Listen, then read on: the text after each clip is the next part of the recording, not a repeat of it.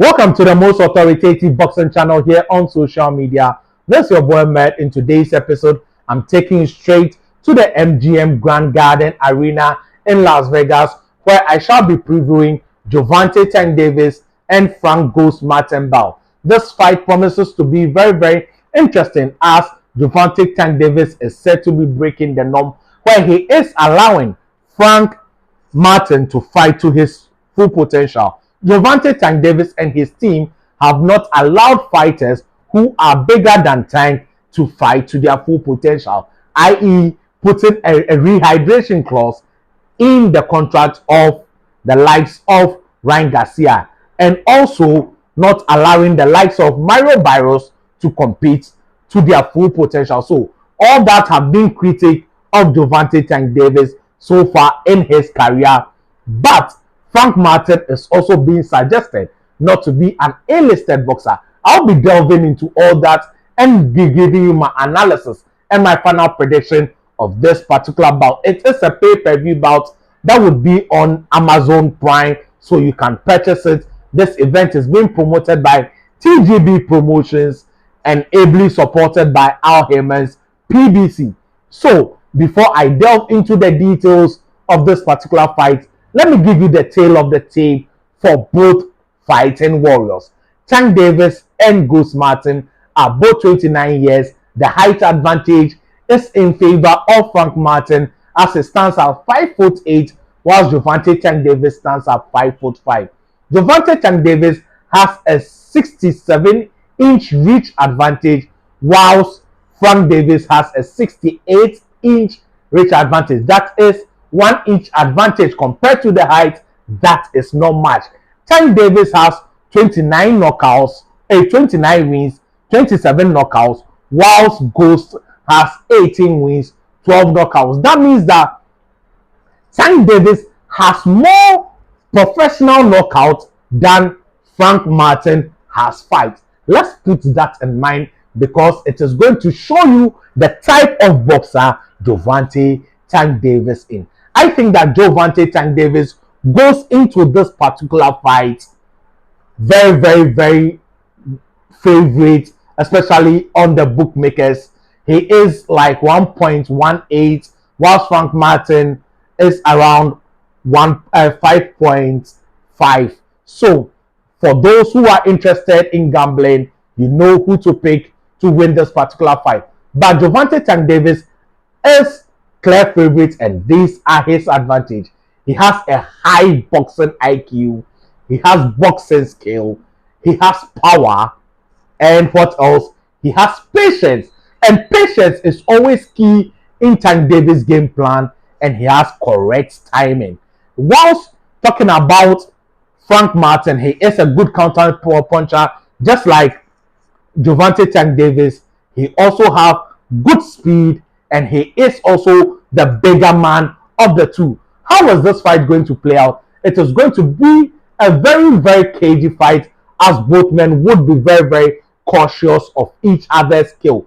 Tank Davis' patience has always been key in his victory, as he is able to override the wrongs whenever he is down on the scorecard. So one thing Frank Martin must also have in this particular fight is not to panic when Gervonta Tank Davis starts turning on the heat in the kitchen. And that is one trick I'm going to tell Frank Martin. He should still remain calm and stick to his game plan and hold his guard high and keep maneuvering Gervonta Tank Davis around and frustrating. Now, why do I say that? Because Gervonta Tank Davis is a slow starter, as he's trying to read your reading and get his timing right.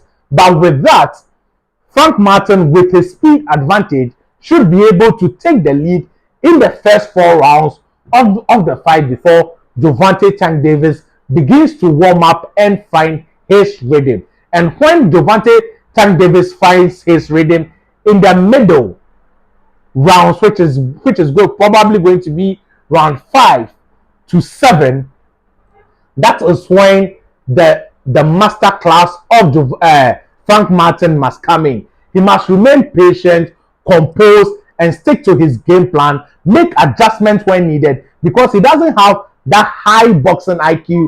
So he must keep listening to his seasoned coach in the person of Derrick James. Surprisingly, Derrick James is working closely with Errol Spence Jr. I don't know if they have good relation or they are putting their differences aside in order to secure a win for Frank Martin. And now back to the game plan. I think that Gervonta Tank Davis will start working the body of Frank Martin in the middle rounds, trying to slow him down in the later rounds and to take him out. One thing Frank Martin should do, he shouldn't be going to the body of Gervonta Tank Davis. If he tries to go to the body of Gervonta Tank Davis, because Gervonta is the smaller man, Frank will leave his self-exposed, and Gervonta Tank Davis, when he lands that devastating left hand, it would be lights out.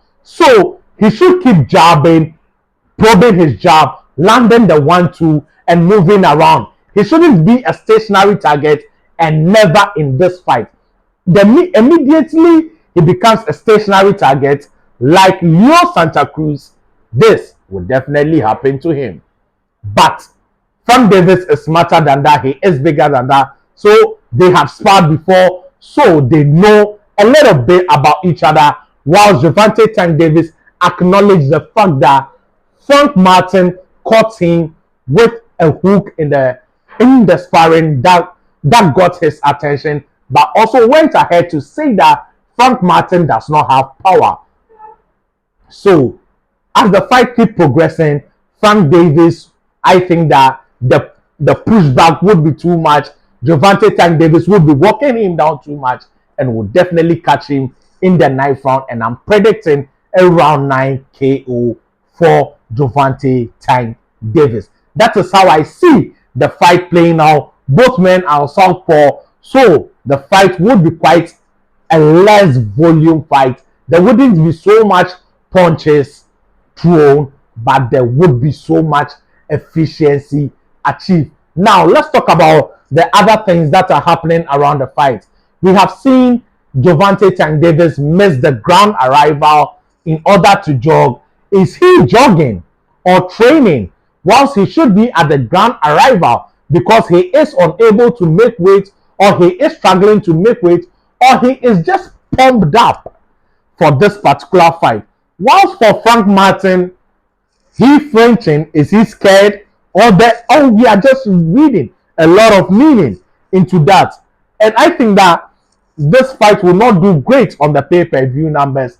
That is why Gervonta Tank Davis is talking, is pushing to get a lot of media attention to the fight so that they can do well in the pay-per-view buys. And remember, Gervonta Tank Davis has not fought since the Ryan Garcia fight, and a lot has gone on in his life.